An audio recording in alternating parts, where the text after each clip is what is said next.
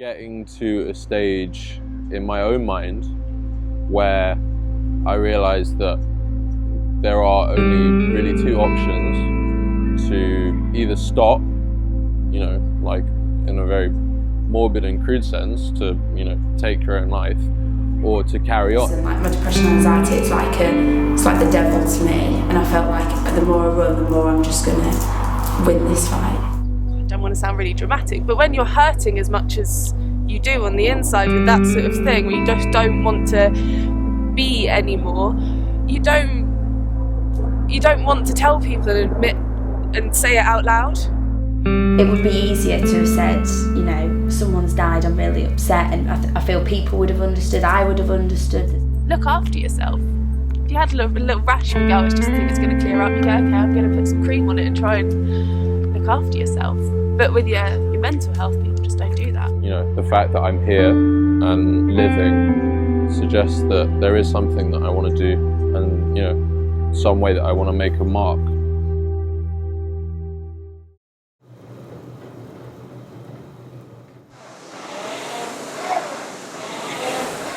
My name is Sarah Gibbons and I'm a dance teacher. Since just before university is when it clicked that it was really, I needed to do exercise in order to have a clear mind. And then all throughout university, and now I can't, if I stop for a week or something, I really can feel it, and I just, even if it's just going out and going for a walk, I usually have to do more high intensity workouts, but just doing some form of exercise. I could be sitting in a room, being the larger than life character, smiling, being really happy and everything, externally, but internally just have a load of things going through my mind. And I think that's kind of actually made it harder for me because, people I'd sort of, if I tried to open up to someone, I'd tell them, and I'd like this and with a smile on my face, but I've got depression. And it's like, what? Like, you haven't, you're not sad, you're not crying. And I went to university and I wasn't very well during my first week at university. I had to be on antibiotics and I was so scared to go out on a night and to meet people, and it scared me because I'm not like that. And then from then on, I just kind of had to get on with it and realising there was just something not right. And it was only really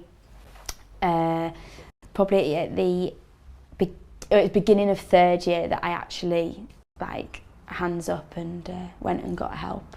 And I refused to take any form of medication, so they referred me on to the student counselling service, and they were really good to an extent. They were when you're feeling down, write your thoughts down and stuff. It's hard, if I'm in the middle of a lecture or on a bus or something, I can't be right, 1 second, I'm just going to get my journal of thoughts out and write it down. You sometimes don't feel like doing that.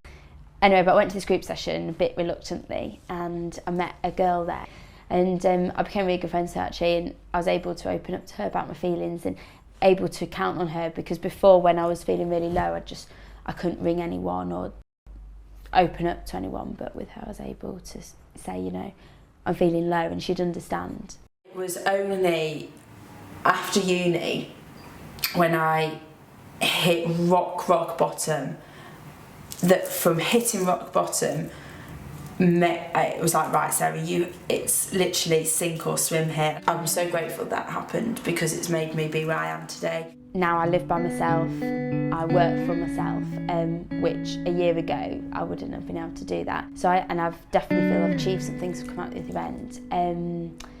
But there's still definitely room to go before I'm happy. All right, mate. My name's Jack McSweeney, and I'm a part-time bookseller and delivery cyclist.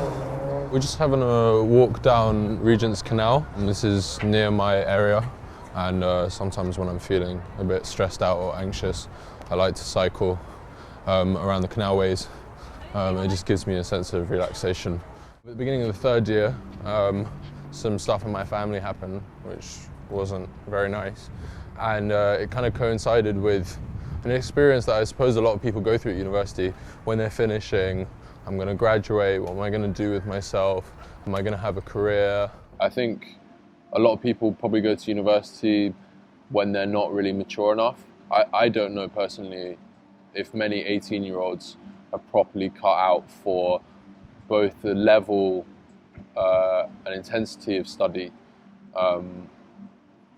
or the pressures of realizing just how important it might be. It was probably a little too late when I realized that something wasn't right, and it was when I had my breakdown.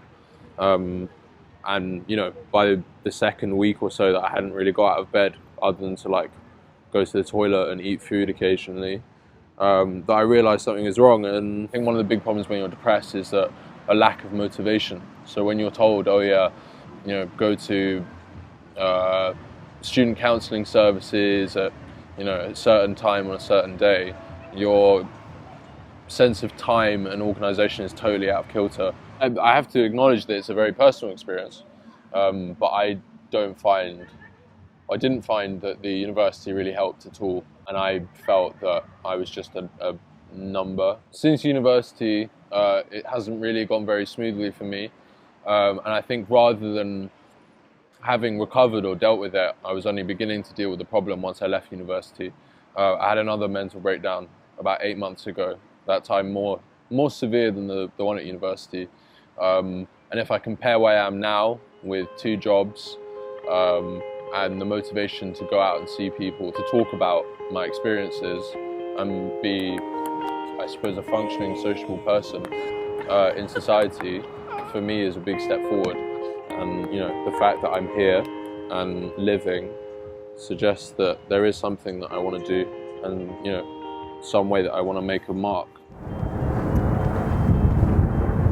So we're in Wandsworth Park in Putney, which is my favourite place to come, apart from when it's windy. When you've got your head full of university and you're living in London where there's just people going 500 miles an hour, it's nice to come somewhere where everyone's just sort of relaxing a bit. So I've always been a little bit on the anxious side of life, but I'd say probably in my teenage years, around 14 or 15, as most people do, it really kicked off because I already had that basis. You know, in GCSEs it was really hard for me to get out of bed. I managed to sort of do everything on time, you know, doing my exams on time and getting good grades, but outside of that it was quite difficult. And then university came along, and the insane pressure of university and being on your own for the first time. I was with my mum and my godfather trying to write an essay, and they were trying to help me, but it's like I felt like a mouse in a maze, and I kept on just hitting walls, and it was, you know, I was getting more and more frustrated and stressed and anxious. And the next day we went to my university and sort of talked to them and sort of got the ball rolling, because I don't think before then I'd admitted to myself where I'd got to. I think that's the main thing, is you don't, when I get into those sorts of moods, I don't admit it to myself because I don't want it to be that again. The university were really, really helpful. I hadn't particularly told them, so I saw a mentor until I finished university every week. It was just someone who sort of helped me keep focused. The number one thing in jumping over the hurdle, my friends. I haven't got a big group of friends, I've got lots of individual friends, and they all offer the best support. I'm okay talking about it because I've come out of the other side, and I'd say it's only in the past, this year really, or the last year, where I've really felt like I've come into myself and I'm all right. You know, I'm not 100% happy all the time because that's unrealistic, but life's all right. I can get on with that. I can have good times in it. So, yeah.